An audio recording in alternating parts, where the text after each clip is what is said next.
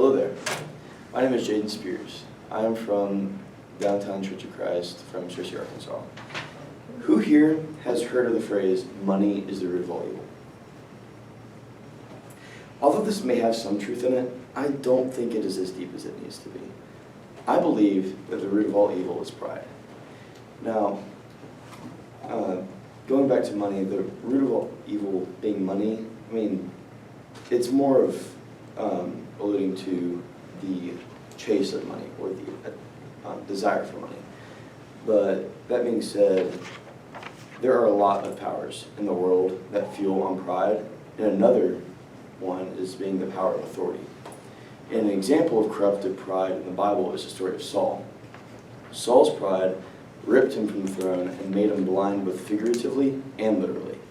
But today, I have a story about a king whose pride not only destroyed his leadership, but also destroyed his country. And it is the story of King Rehoboam in 2 Chronicles chapter 10 and 12. I'll be reading from the New English Translation. In the beginning of chapter 10, Rehoboam has just been crowned king of Israel after his father Solomon passed away. Although King Solomon had his flaws, he was also known as the wisest man to ever walk the earth. So Rehoboam kind of had pretty high expectations set for him.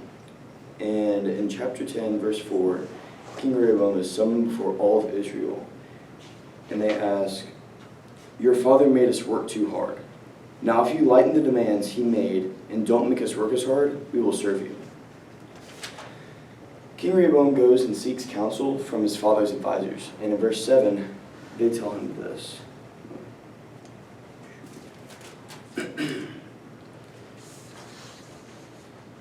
"If you are fair to these people, grant their request, and are cordial to them, they will be your servants from this time forwards."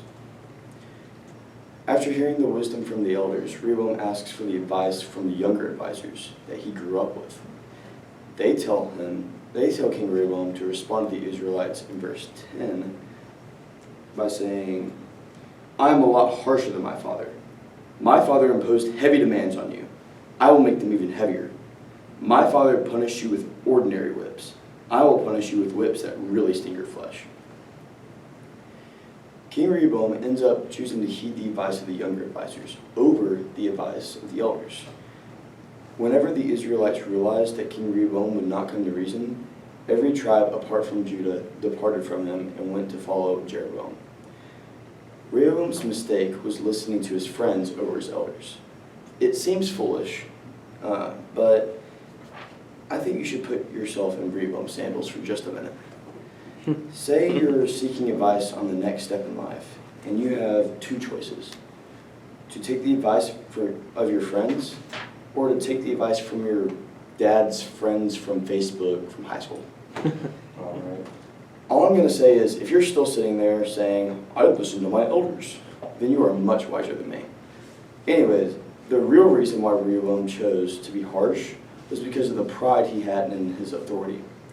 Because in his mind, only a weak king would be humble before people. But we know that's not the case. Let's continue on to chapter 12, verse 1. After Rehoboam's rule was established and solidified, he and all Israel rejected the law of the Lord. Because they were unfaithful to the Lord, in Rehoboam's 5th year, King Shishak of Egypt attacked Jerusalem. I find it kind of funny that in verse 1, it says that Rehoboam and all of Egypt rejected the law of the Lord. And in verse 2, the very next verse, calamity ensues. Not very surprising, if we're being honest.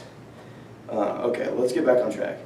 The prophet Shemaiah goes to Jerusalem to meet with Rehoboam and the leaders of Judah to deliver this message that God gave him in verse 5. This is what the Lord says: "You have rejected me, so I have rejected you and will hand you over to Shishak."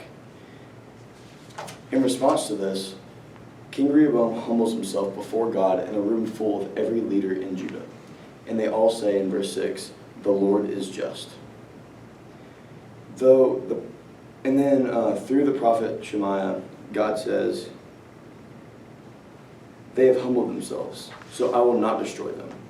I will deliver them soon. My anger will not be unleashed against Jerusalem through Shishak, yet they will become his subjects, so they can experience how serving me differs from serving the surrounding nations. It was humility. Humility is what saved Rehoboam. Humility is the answer to all evils that is sourced from pride. Although Rehoboam's pride was enough to destroy Israel, he was still able to find retribution in humility before the Lord. It's still the same in the story of Saul. Saul wasn't able to see until he humbled and surrendered his life before God and gave up his wicked ways. In the same way, I think we all can think of a time when pride was our biggest obstacle. And maybe you are still trying to get over that obstacle right now. If that's you, there is no way to extinguish pride without practicing humility. In fact, I myself am trying to get over pride in my own life. Although I'm 18 years old, I still need my mom to wake me up in the morning. 18 years old. I'm about to go to college in 2 months, and I can't wake myself up in the morning. That's pathetic. This may not seem like pride, but it is an example of pride disguising itself in order to sneak into our lives. I've taken advantage of her for the past 18 years, and I have yet to fully realize that I was doing her a disservice. And for that, I am truly sorry. All right. Remember when I mentioned pride with money? Well, humility makes the difference between desiring money and giving money. And as I close, I need to leave you with this. In the same way Saul and Rehoboam were blinded by their pride, you could be struggling with pride that is disguising itself, and the only way out is through humility.